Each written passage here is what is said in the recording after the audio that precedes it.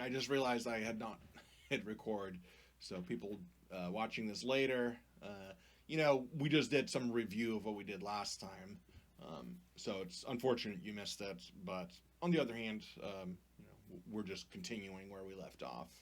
Okay, so right now we're looking at the truth table for a P or Q type statement, and then we're looking at that argument to the right, and we're going to want to see if it's valid or not. Right? So the first step is imagine that the first premise is true.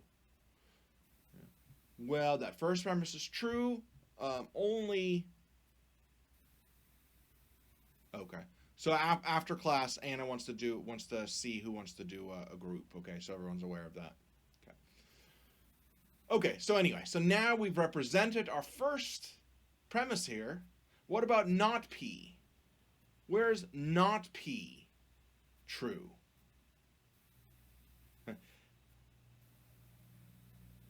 Now we only want to look within this block that we've already blocked out. You only want to look within the pink purple area, right? Because we have to imagine both of the premises as being true.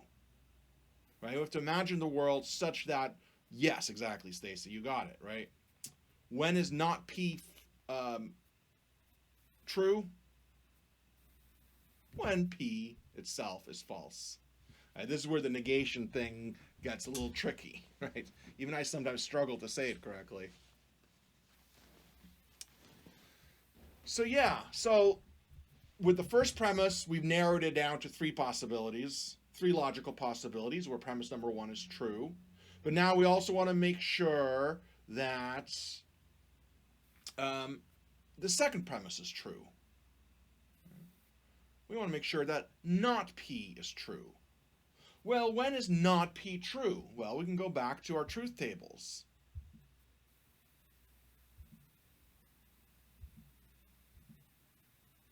When is not P true? Well, let's do P, not Q. When is not P true, according to the truth table right here?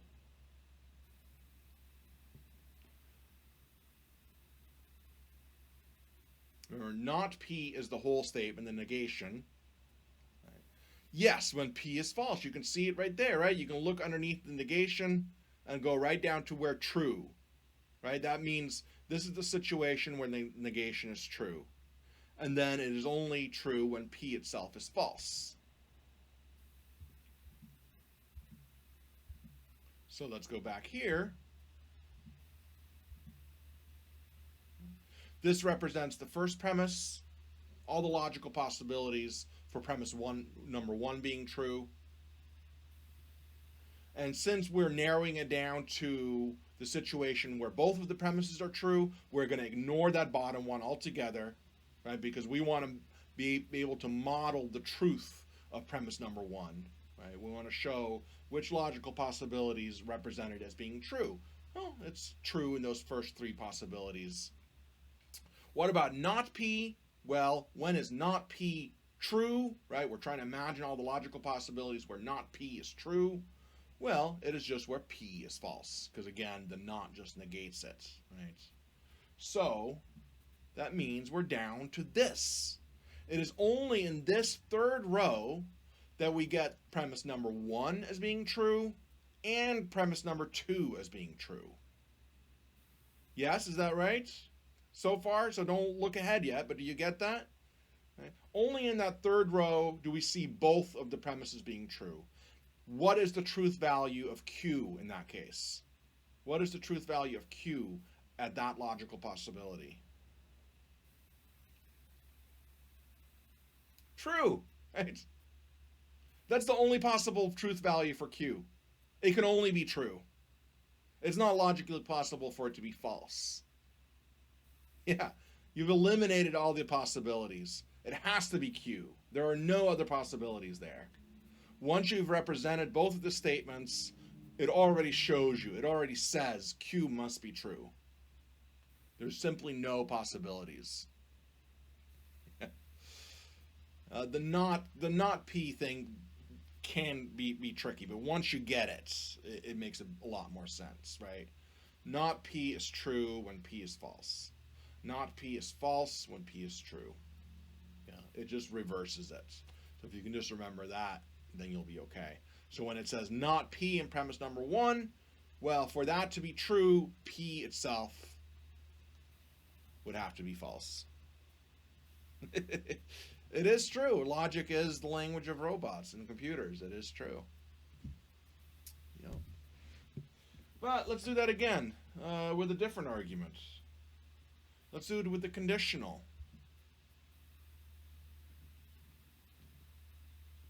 A little better than math. Yeah, there's not. It's nice to take the numbers out of it. Yeah. It can get just as complicated and messy, but I'm not going to push us too far into really complicated territory. Now, maybe it'll feel still too complicated for you, but what in my mind is too complicated. Yeah, that works. So remember the modus ponens argument format? That's something else that'll be on the midterm. How does the modus ponens go? You remember?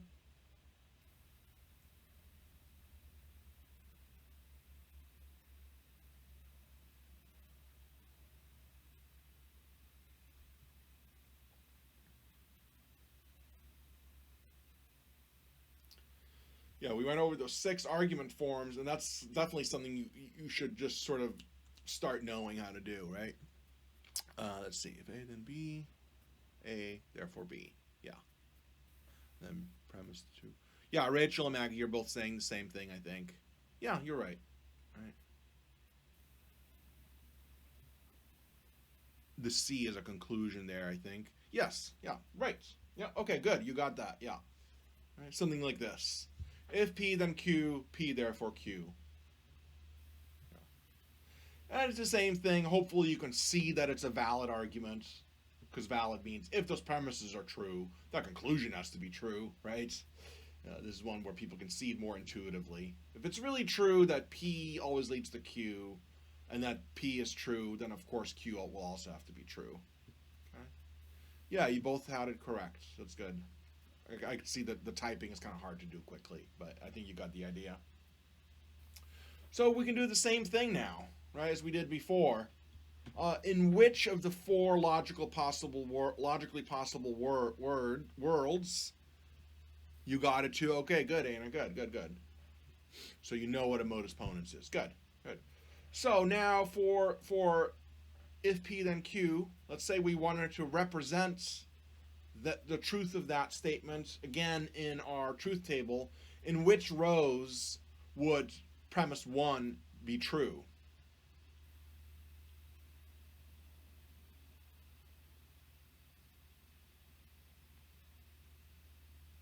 First one. Remember, it's easy for a conditional to be true, right? It's like a disjunction. There's going to be 3 possibilities. Yeah, 1. Well, what about 2? Is it true? Is if P then Q true in row 2? Remember, you have to look right underneath the arrow. No, exactly. Yeah. Look underneath the arrow for the truth value of the whole conditional, right?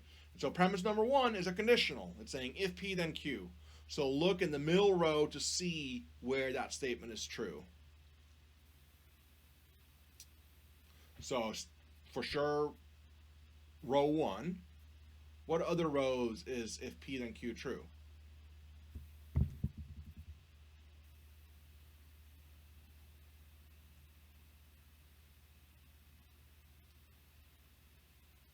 No, not just row 1. Remember, a conditional is only false if the antecedent is true and the consequent is false, right? So if you look down that middle row, the middle column, let me go over here. Right, so this is the statement we're interested in. In what logically possible scenarios would this statement be true? Well, we just look down here. It's true here, where if the antecedent is true and the consequent is true.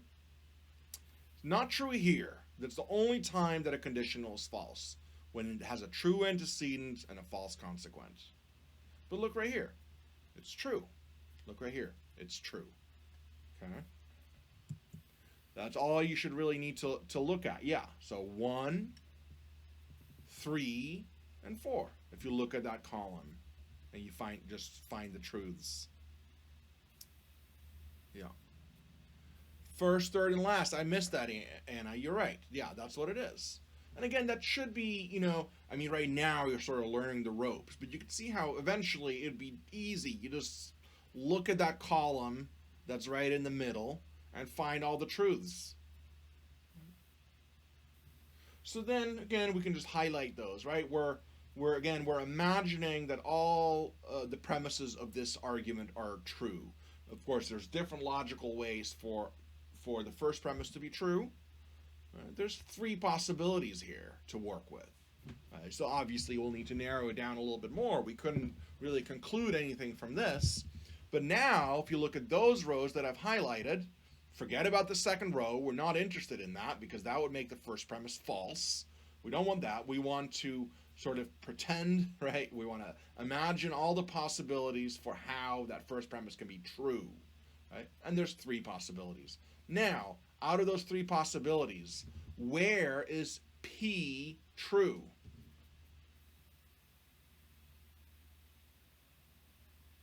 Right? Because now we're doing the second premise, P. First and second, but we're not interested in the second one, right? Because then we'd be imagining that premise number 1 is false. So we don't want to do the second one at all. We want to imagine the scenario where both of the premises are true. So out of those possibilities, then it would just be the first. Yes, exactly. So then we can eliminate the other ones as well, because those have P being false, or they have if P then Q being false, right? We want both to be true. So again, we're only left with one logical possibility. What's the truth value of Q? At least one person say it. What's the truth value of Q on that top row? True, right? And our conclusion says Q, right? So we've shown that it's a valid argument, right? We've represented both of the premises as being true. There's only one way for both of those premises to be true. That's symbolized in that first row. And in that row, you have Q being true, right? It's logically impossible, therefore, for Q to be false, right? If you look at the other possibilities where Q is false, you'll see that those are not scenarios in which both of the premises are true. Right? When you've symbolized both of the premises as true, the conclusion just sort of shows up there. Oh, wait a sec.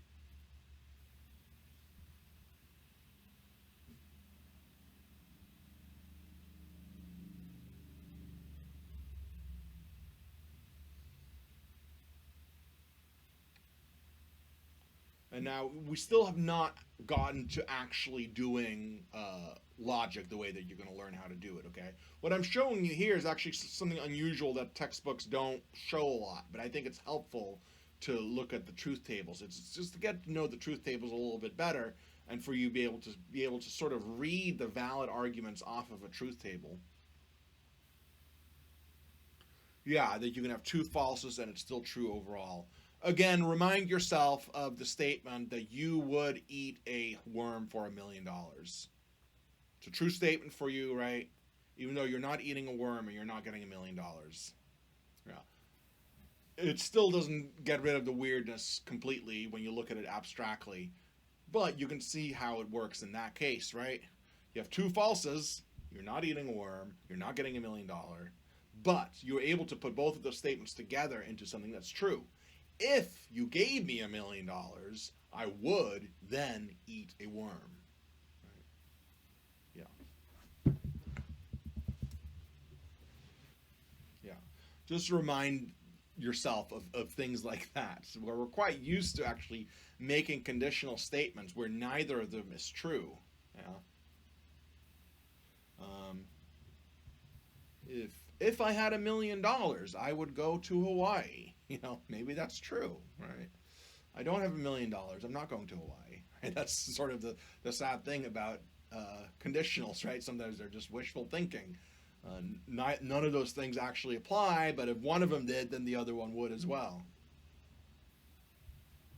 That's all conditionals are really saying.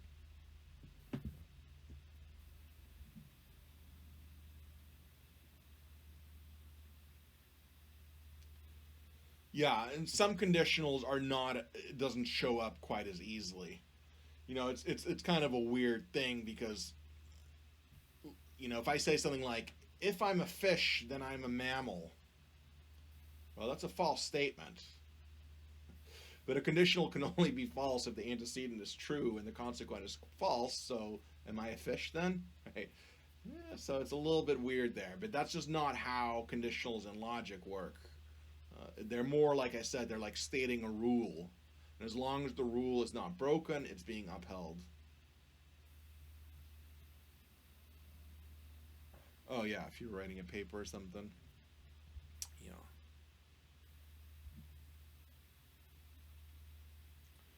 Okay, so that's for modus ponens.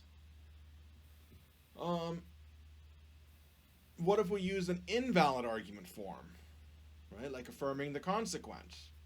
You remember how those work?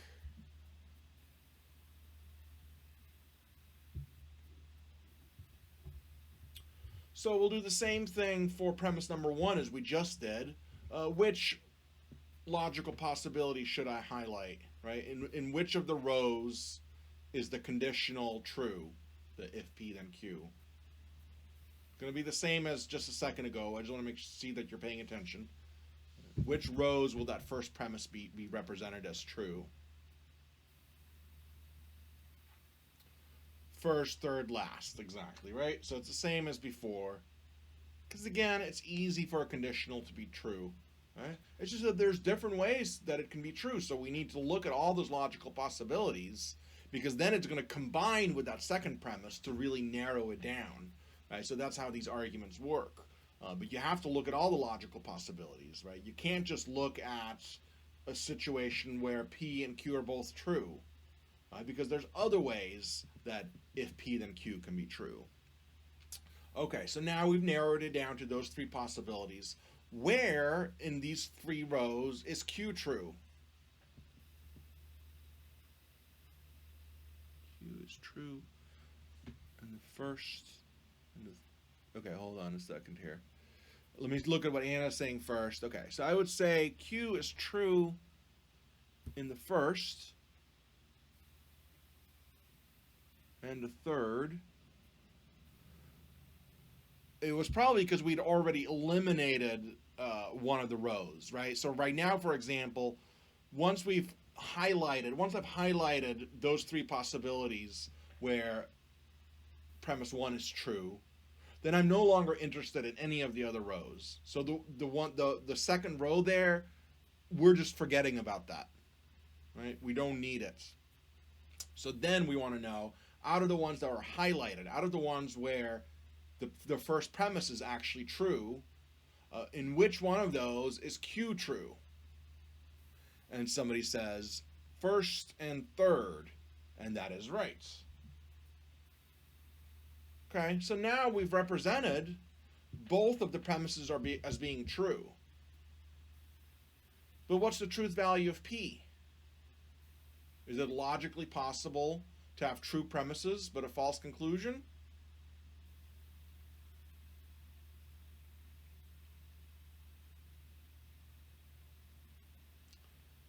It's ambiguous, right? Yeah. Well, I'm not sure what you're saying no to, Maggie. It depends on how I phrase the question. Right. You can see that here, unlike in the other ones, there's not a forced choice, right? You could have both of the premises being true, like in the first row, where P happens to be true, but both of the premises could also be true in the third row, where P happens to be false. So that means that here it's logically possible for the conclusion to be false, even though both of the premises are true. Before, we did not get that. Before, we got to a forced choice. This is the only logical possibility for a modus ponens where both of the premises are true. And that leaves us with no choice. Q has to be true. Whereas over here, we can represent both of the premises in two different ways. In one case, P is true. In the other case, P is false. That makes this an unreliable argument format. You cannot rely on it because even if the premises are true, it's logically possible for the conclusion to be false. Does everybody see that?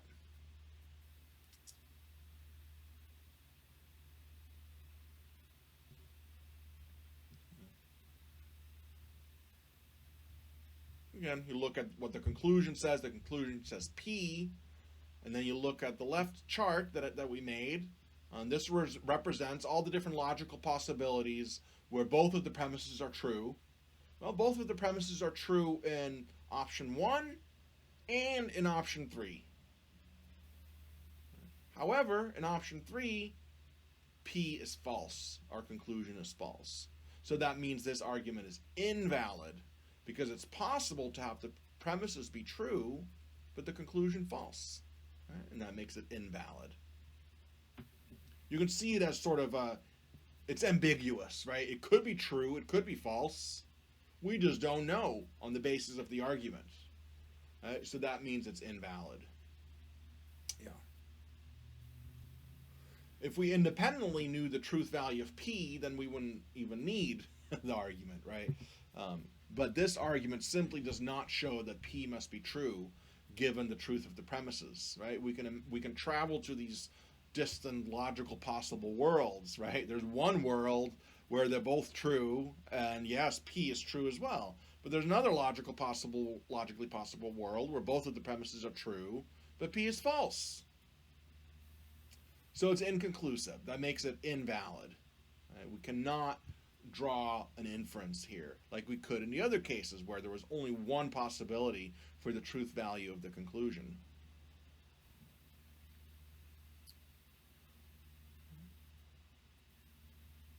It's logically possible in this argument to have true premises and a false conclusion. That makes it invalid.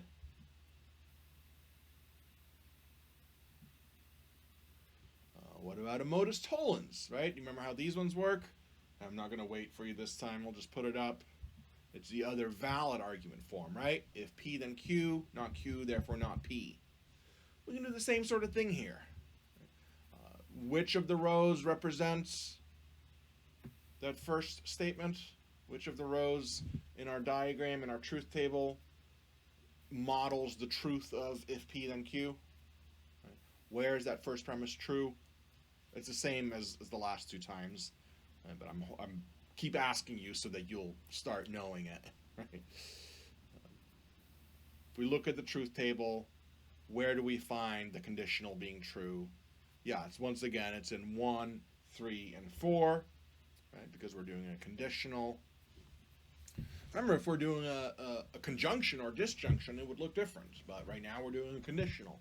And a conditional is true in those first, third, and fourth logical possibilities. And it's only false in that second possibility where P is true but Q is false. The antecedent is true, the consequent is false. That's the only thing that makes a whole conditional false. Right? So, premise number 1, there's all sorts of different ways for it to be true. Right? We've represented all three of the possible ways in which it could be true. We don't know which. And then we want to model not Q. Out of those rows that we've just represented, where is Q false? And Anna correctly says the last one, right? Because that's the row where P is false. Sorry, say that again, right? We're looking at premise number 2, not Q. If not Q is true, then that makes Q false. So we're just looking at the very last possibility. And what is the truth value of P in that last possibility? It's false. And what does that make not P? If P is false, then not P is true. So once again, we see that the conclusion must be true. There's only one logical possibility where both of the premises are represented as being true. That's that final row. And in that final row, P is false. Right? So P has to be false if both of those premises are true. P has to be false. And if P is false, then not P is true. Okay? Kind of seeing it, I hope? Where we're just taking the argument on the one side and taking each of the premises and finding the logical space, right, in the truth tables where those premises are true, where both of them are represented as true. So in this case, only in that bottom row are both of the premises represented as being true. In all other cases, one of the premises is being represented as false. We want to avoid those. We only want to look at the logical space where both of the premises are true, and then we want to see, did the conclusion show up all on its own? And yes, it did. Because the only logical possibility where both of the premises are true is the possibility where P is false. And if P is false, then not P is true. Okay.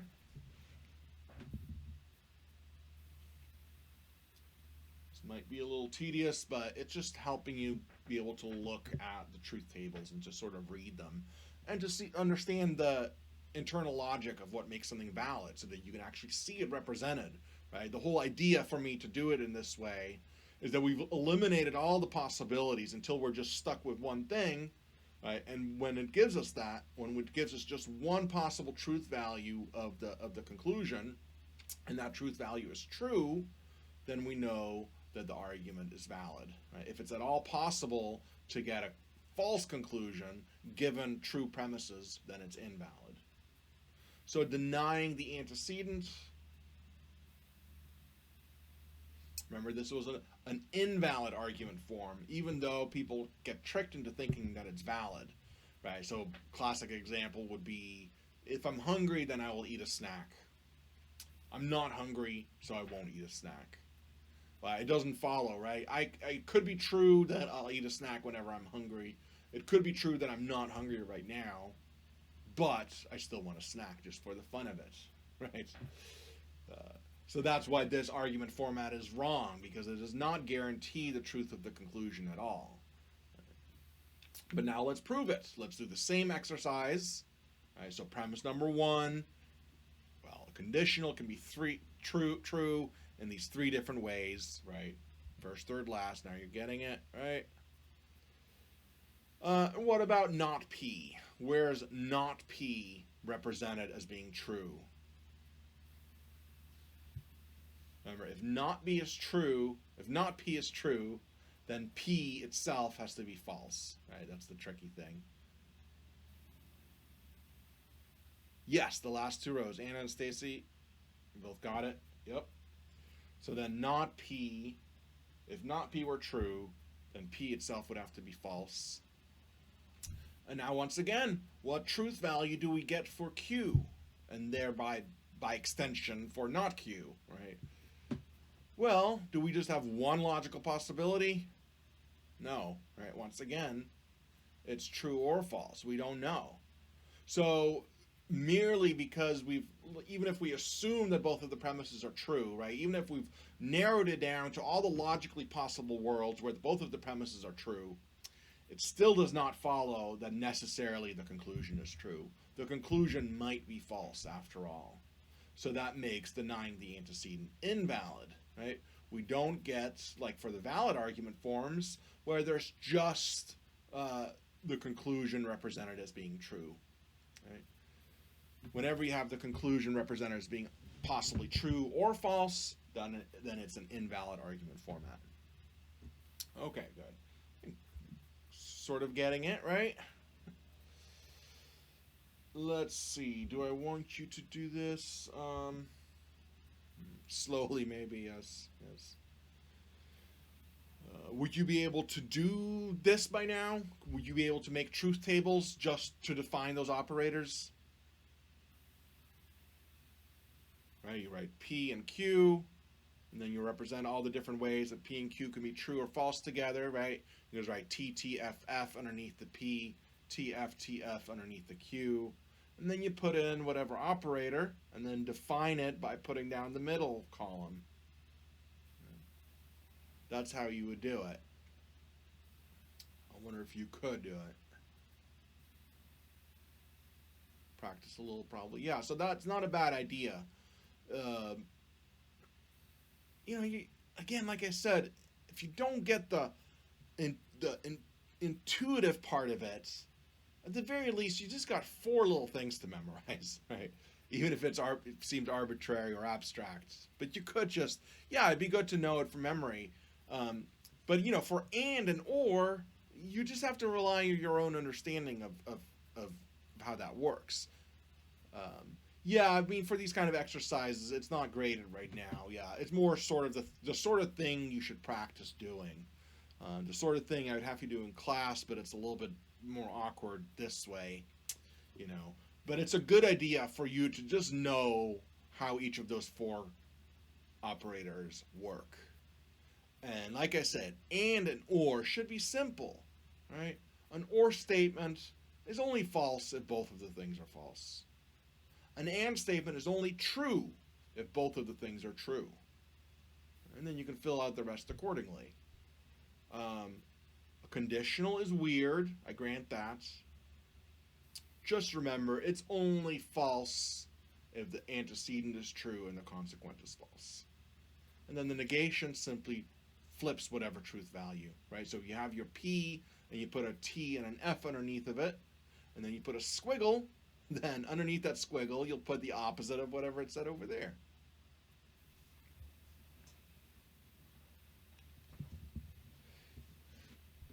Yes, I like how supportive you all are. It sort of says something too that the majority of you anyway are people who have been showing up consistently to class, which is also a good thing.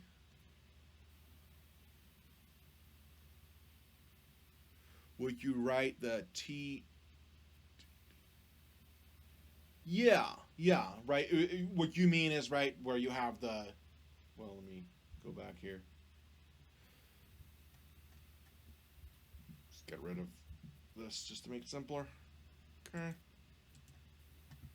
Yeah, you're always going to write the truth values for the P's and Q's in this way, right? TTFF, TFTF. That way you've represented all the different possibilities for how P and Q can be true together, right? And so that's going to be the same regardless of what you put down the middle, right? Whenever you have two statements and you want to represent how they can be true or false together, it's like this, right? And again, imagine that P and Q are coins, right, where T represents tails and F represents the other side. What is it? Head. Forgot the word for heads. Right. So this coin and this coin, right? Here's a dime and a quarter. They could both land tails. Or the dime and the quarter could have the dime landing tails and the quarter landing heads, right? Or the dime landed heads and the quarter landed tails. Or they both landed heads, right? So you'll always go TTFF, TFTF when you're getting ready to make one of these truth tables. These ones are always going to look the same. It is only then that you go to the middle and you ask yourself, okay, well, given this truth value and this truth value and this operator, what should I put right here? Given this truth value for P and this truth value for Q, what should I put here, given the operator that's up here? Right? And so you go through each of the rows in that way to plug in what needs to be put here. Right? Because this is what changes depending on the operator you're using. Is it an and, or an or an if-then? Right? That's going to determine what you're going to put right here. Right? So that's what I would like you to know. Right? So if you just imagine that the middle column is gone, the rest of it is easy, but the middle column is gone, could you fill in that middle column? That's the question. Can you do that for each of the three connectives, and then can you do the appropriate thing for a negation? Yeah. So that was for the conditional, but then hopefully you can also do it for the disjunction or the conjunction, right? You have that. You're feeling it right now, the moment where you feel like you get it. Yeah, and then later on you'll try it, and none of it will make sense. Yeah, the middle row depends on the operator rules. Exactly. Yeah. Yeah. Yeah, so that's the important thing for truth tables here, right? When you're just doing truth tables like this, just to define the connectives, you're always going to put two variables like that when it's one of the three connectives, right? It's a little different with the negation, but when you have two statements that you're connecting somehow, you're always going to put the t's and the f's in the same way down here, right? The trick to do it is just to go TTFF, TFTF on that side, and that way you get all the different possibilities that there are. And then the middle row is really where your logical skill comes in, right? Filling out those T's and F's, that's just a sort of a heuristic, right? You can just simply remember, okay, for the first variable, I'll write two T's in a row and then two F's in a row. For the second variable, I'll just alternate T, F, T, F. That's easy. That's just a rule. Then, how do you fill in that middle row? That's where you're gonna. That's what will constitute you understanding the operator, right? How does the operator function? Right? The conditional, it is, even though it's intuitively maybe confusing, but the rule is pretty simple, right? When you have the P's and the Q's all filled out like that, there's only one logical possibility where it's false, and that's where you have the P as being true and the Q as being false. And each of the connectives will have its own set of rules, right?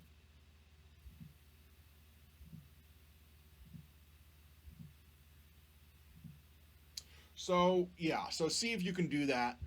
Okay, just do it on a scratch piece of paper. You can even, for people who want to know that they're doing it correctly. I'm not sure how I can make a whole assignment out of this that I require everyone to do. But if you want to show me something, like take a picture of your work, right? Just take a quick picture on your phone and send it to my email. I'll be happy to take a look at it, right? So for this, for example, I'm not going to make this required right now. But if you want to do this exercise and make sure that you're doing it correctly, I would totally be willing to look at what you've done. Okay. Yeah, and you can even do it if you're going to get together as a group, right?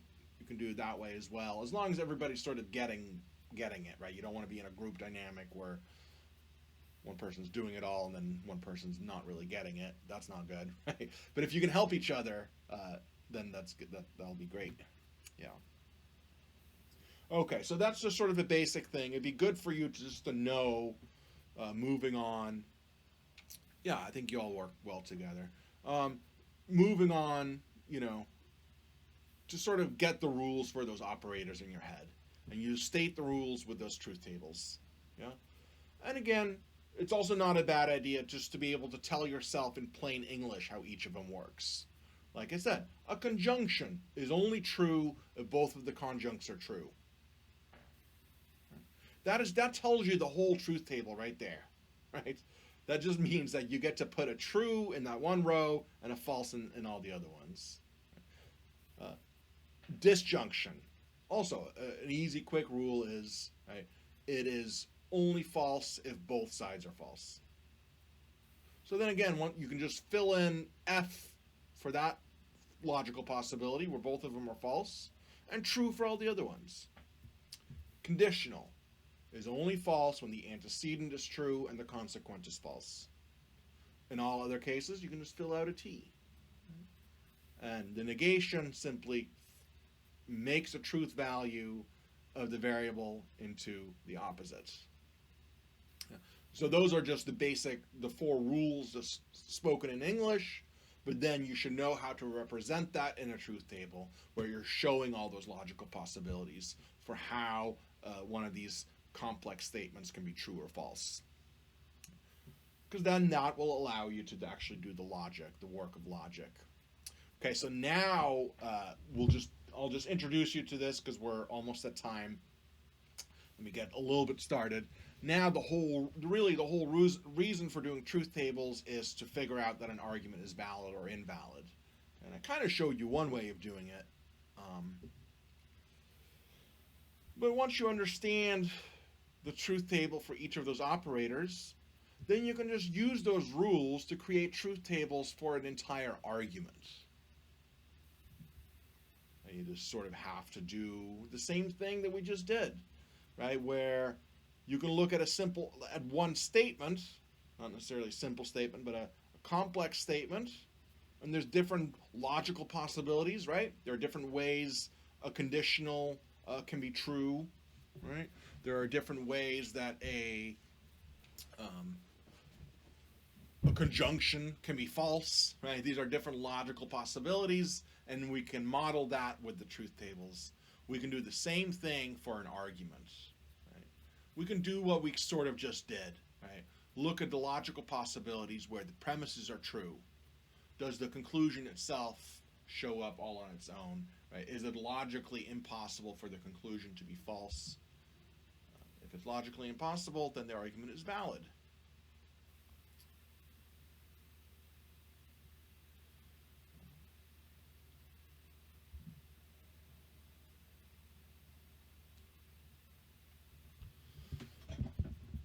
Think of yourself as a traveler, not in interstellar space, but in logical space. Right? We know that the real world is just one way and not another way, but you can imagine, right, different possibilities. Right? So you could simply imagine, okay, all the different logical worlds, all the different logically possible worlds where the premises are true. Does the conclusion always show up as well? Is it always logically impossible for the conclusion to be false? That's what you're looking for, right? If it's logically possible for the argument to have true premises and a false conclusion, then it's invalid. Even if you look at some logical possibilities where the conclusion happens to be true, right? We saw that earlier. Yeah, sometimes you can have the premises being true and then the conclusion being true, but we need an argument format to be valid all the time. We need it to work, to be reliable, right? The idea is sort of like valid arguments are like truth machines, right? If you feed it truth, then it'll pop out a truth every time. Right? Invalid argument forms don't do that. In our invalid argument forms, you can feed it true premises. Sometimes it'll pop out a true conclusion, but sometimes it'll pop out a false conclusion. Right? That's what we saw. Sorry to go back, but that's what we saw here. Both the first and the third row have both of the premises being true. But in one case, it spits out a true conclusion, and in the other case, it spits out a false conclusion. Well, that's no good, right? That's not a reliable argument format. We want our deductive arguments to be reliable such that if the premises are true, you can only get a true conclusion. And you cannot get the opposite of whatever conclusion you have. Okay? So just reminding you what validity is, okay?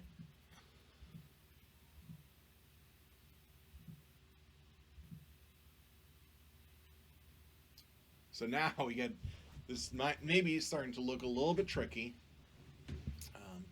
But all I'm doing here is taking a modus ponens that was put in premise conclusion format, and to make it easier to work with, I've just written it out all like this, right?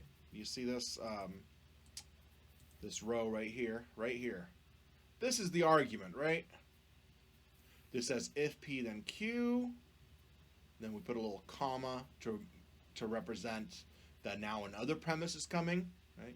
P, and then these little dots mean therefore, okay?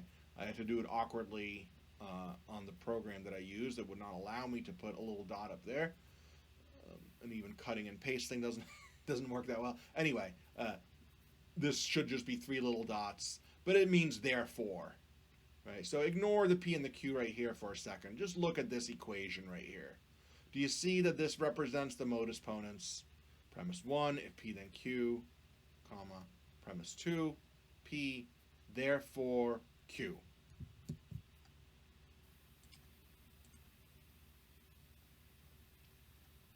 That making sense? Is there any kind of problem? I'm just saying, it's just a different way of writing out the argument that's going to make it easier for us to use truth tables. Yeah, making sense so far. Okay, good. Yeah.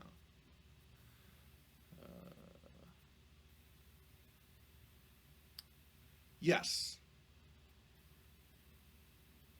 Yeah, you should learn how to write it in this way. Yeah. Yeah, and the only thing you're really doing is you don't have to say premise 1 and premise 2.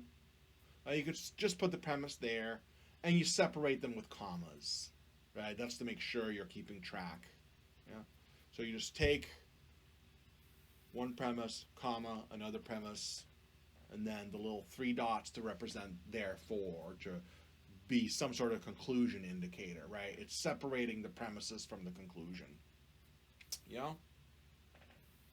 So then we could actually do the same thing. We could do the truth tables. So I put P and Q to the side just to show you, just to remind you, right? We're only dealing with these 2 variables, P and Q, so there's still only going to be 4 different possibilities for how they can be true or false together, right? So that's what that represents on that left column there, right? The P with the TTFF and the Q with the TFTF.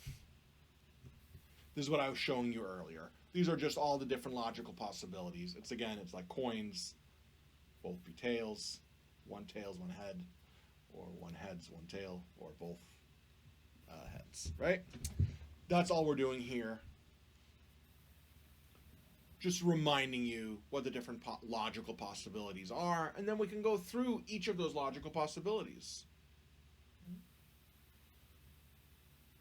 So, for number 1, for the first row, we're wondering about the premises. What is the truth value of the premises if P and Q are both true? What do we get? Well, P is easy, right?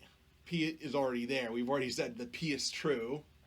But now what if P and Q are true? What does that do for our first premise? Is our first premise true or false?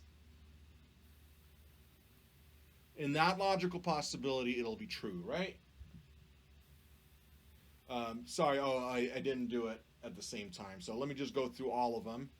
You're right, though. It will be true. I just got ahead of myself. So we're looking at each of the 4 logical possibilities. Do you see what I've done here?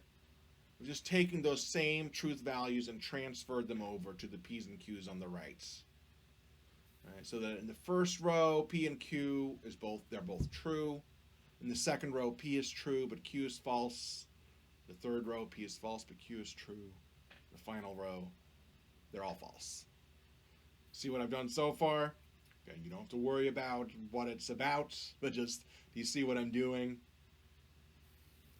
Even once you put it into an argument format, as long as you just have 2 variables, there's still only 4 logical possibilities.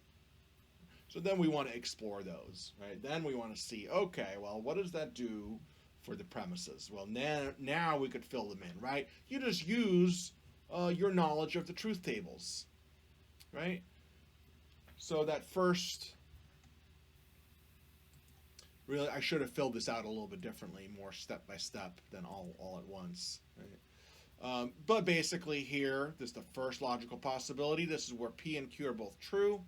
Well, P is true, that's easy. Q is true, that's easy. What about this first premise, the conditional?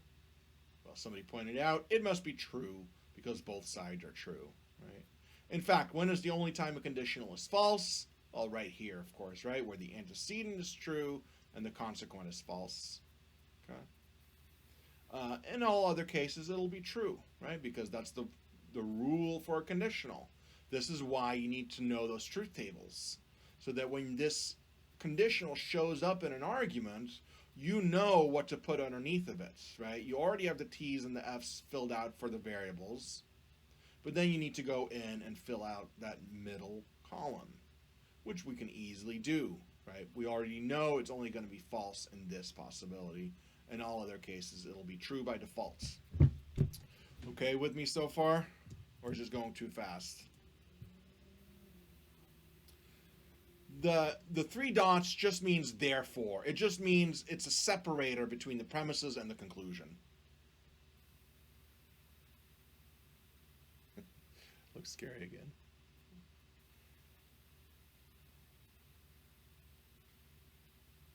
Notice that I made the truth values of the actual premises and the conclusion more bold than the individual components of the conjunction, right? So this, the middle column, oh, I forgot I'm not on it, so you can't see where I'm pointing. This column right here, right, you see how they're more bold? That represents the truth value of this whole statement right here. And it, of course, depends on the truth value of the antecedent and the consequent. So this is no different from the truth table that we just looked at for the consequent, for the conditional. This is just the truth table for the conditional. And that gives us the truth value of premise number 1. And here we have the truth value of premise number 2. So then the question is there a row, 1, 2, 3, 4, which has true premises, right? Again, look underneath the sign for the truth value of the whole complex statement, and just look for the truth value underneath the simple statement for that premise, right? Is there a row out of row 1, 2, 3, 4 that has true premises and a false conclusion? Is there one where each of the premises is true and the conclusion is false? Okay, I have to go back.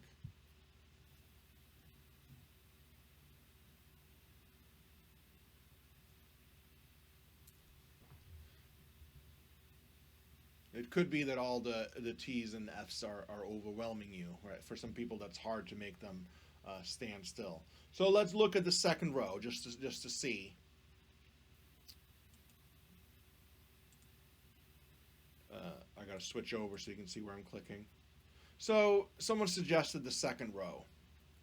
Now, sure, the second premise is true in that case, right? P is represented as being true, and the conclusion is represented as being false.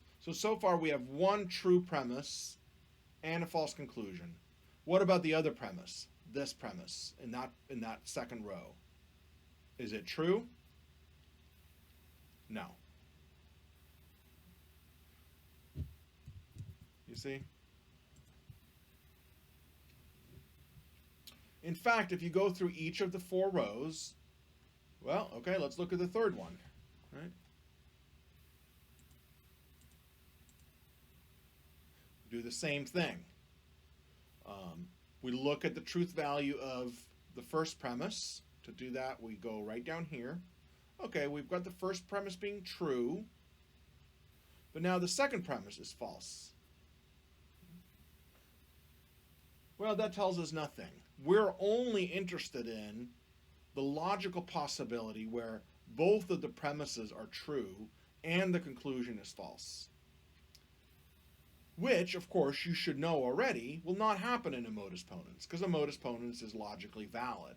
So that's why when you look at the truth value of the premises, right here and right here, you won't find any row where you have a T and a T and an F, right? This does not say T, T, F. This does not say T, T, F. This one does not say T, T, F. This one does not say T, T, F.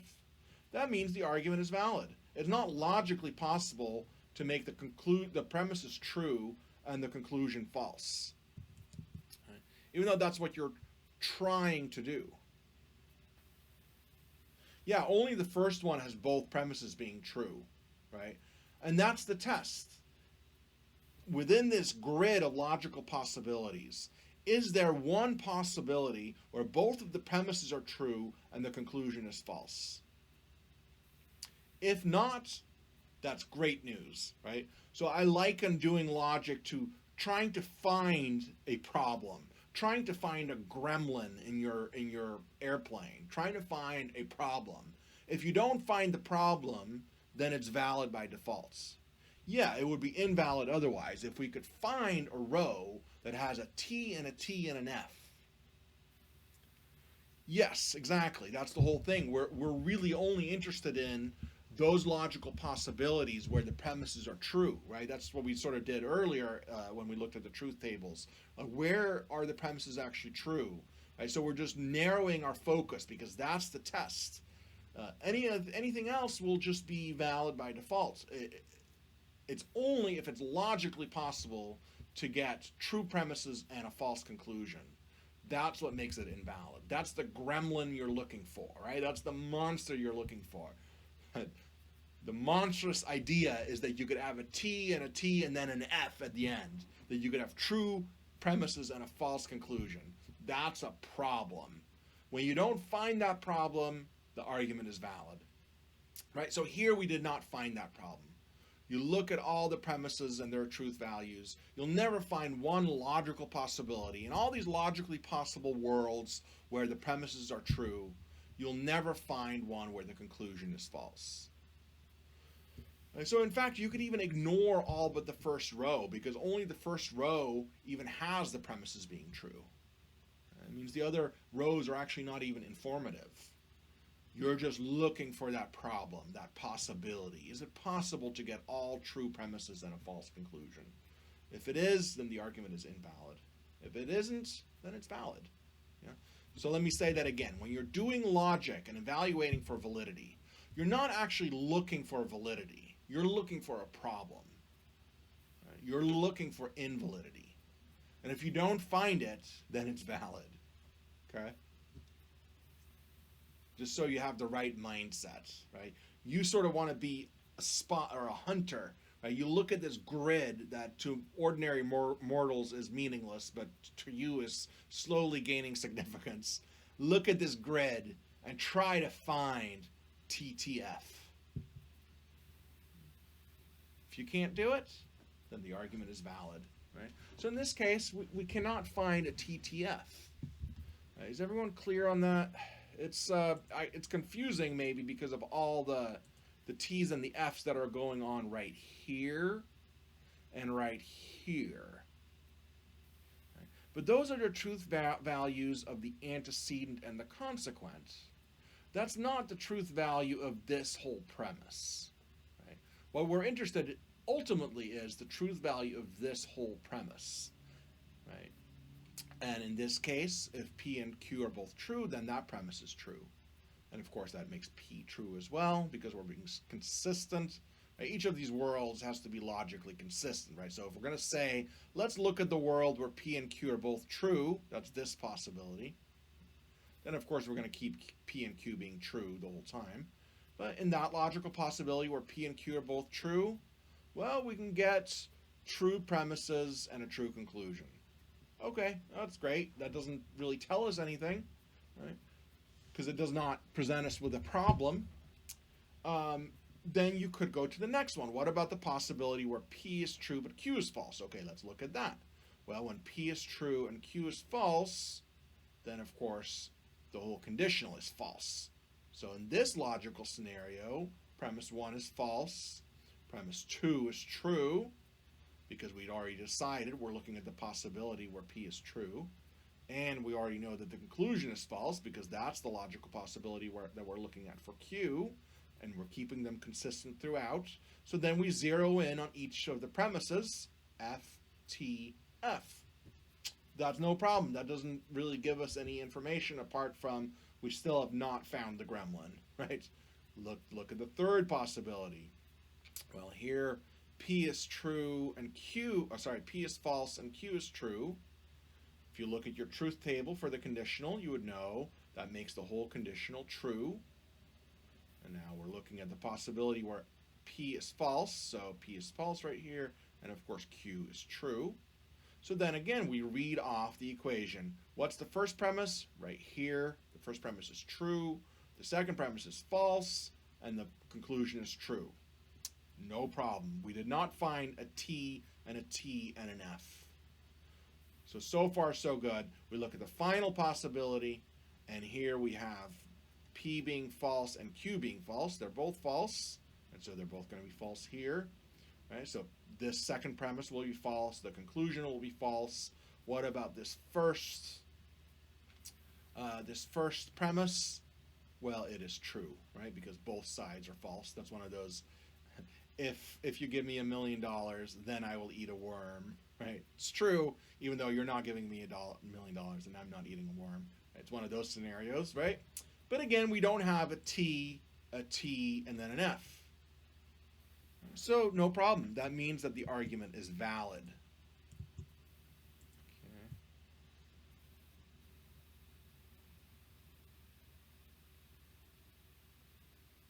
It has to be TTF in order to be invalid. Yeah. I know it's a little tricky that way. Yeah, backwards, but close, right? And notice really quick, right here we just have two premises and one conclusion, okay? You could have 3 premises. You could have 40 premises, okay? We're only ever going to deal with one conclusion. But so if you have 3 premises, what you're looking for is TTTF, right? If you have 5 premises, you want to look for the scenario where each of the premises is true and the conclusion is false, right? So we're just to keep it simple, we're dealing with 2 premises. But when I say TTF, that could also be TTTTTF, right? The important thing is that's what you're on the lookout for. You're looking for a TTF, right? Don't worry about sub-arguments right now. Even I would say that's too much right now. Yeah. Yeah, so don't worry about sub-arguments right now. Okay, so the idea is simply that you can take an argument like a modus ponens. If P then Q, P therefore Q. Then we want to lay out all the different possibilities given the 2 truth values that P and Q can have, true or false. Well, there's only 4 different possibilities, so we have 4 different rows. And then we fill in the argument, right? Depending on which logical possibility we're looking at. It's easy to do with those simple statements, right? So if we're looking at this first logical possibility where P and Q are both true, very easy for P, right? You just plunk a T down, right? We decided that P is true. Very easy for Q. We just plonk a T down. Is plonk a word? I don't know. It is to me. It's a little bit trickier over here because all we initially had was the truth value for P and a truth value for Q. But then if you know your truth table, then you would know in that scenario this whole premise would be true, right? So when you're looking at each of the possibilities, you got to look underneath the simple statements, if they're simple statements, and underneath the sign, the operator, if it's a complex statement. So the first premise is a complex statement. So for the truth value, you're going to look right here and here over here. And so you look right here. Do we find a T and a T and an F? Nope. Do we find a T and a T and an F? Nope. Did we find a T and a T and an F? Nope. Did we find a T and a T and an F? Nope. Did we find a gremlin? Nope. Right? We did not find the gremlin. So the argument is valid.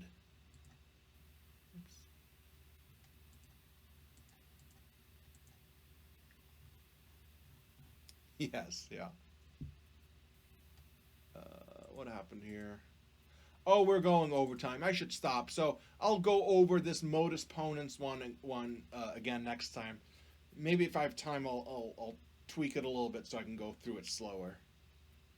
Yeah, you can't have true premises and a false conclusion in a valid argument. Exactly, right? So that's what we're looking for. Right? There's no sort of test for validity. There's no positive proof of validity except for showing that it's never invalid. It's showing that it's never the case that you could have true premises and a false conclusion. Yeah, you're always looking for the gremlin. If you don't find the gremlin, it is valid. Okay, so we'll end there. Try to get that in your head. Try to see what's going on with this truth table here, right? It's very much like the truth tables we did before, I don't even need to put the P and the Q to the side like that, like I did. That's just reminding you the different possibilities, the different logical possibilities of how P and Q could be true or false together, right? I could have just filled it in like that on the right side. It's just a matter of looking at all the different logical possibilities. And as one of those logical possibilities is gives you true premises and a false conclusion, then you're in trouble. If it doesn't, then you're golden, right? So this does not have a gremlin, so we know that it is valid. Yeah. Look for TTF. No, you're always going to be looking for whatever the argument format is. I can give you a brand new argument format that doesn't have a name, right? I could say all sorts of stuff. I could say if P then Q, comma, P and R, comma, Q or S, comma. Therefore, if P then Q and S. Very much more complicated thing, but you're still going to be doing the same thing. You're still going to want to figure out if you can find a TTTF, however many premises there are. You're always looking for the same thing. You're always going to be on the lookout for the same thing. Yeah, it's a trick. It's just that's how you're going to evaluate any deductive argument when we're doing propositional logic. You're trying to find that possibility. And when we do the shortcut method, that'll be even more obvious. Doing these truth tables takes a long time. It's a lot of work. You don't have to do it. There's a quicker way to do it. But I'm making you do it so you can see everything laid out clearly. So that once we start ignoring logical possibilities, you'll understand they're still there, they're just not the ones we're interested in. Right in the normal way we were taught. Well, what's the normal way what you were taught? What are you talking about? You mean in this class or... Oh, because... Yeah, well, I mean... it should be an arrow. So, you could do it like that, but I prefer even something like this. Right? Just a little dash so you have the pointy part of the arrow. Yeah, something like that would be preferable. It wouldn't be a big deal if you just use that one. Some logical systems use that very thing that you're using, Maggie. So it's not a big deal, but just an arrow, yes. Yeah, and I have an arrow up here as well, right? That's what you need to do it. That's the connective, right? That's the operator. So it just needs to be some version of an arrow so that I know you're talking about a conditional. Yes, for sure. Okay. We'll end right there. Thanks for going late. And I'll review this a little bit next time.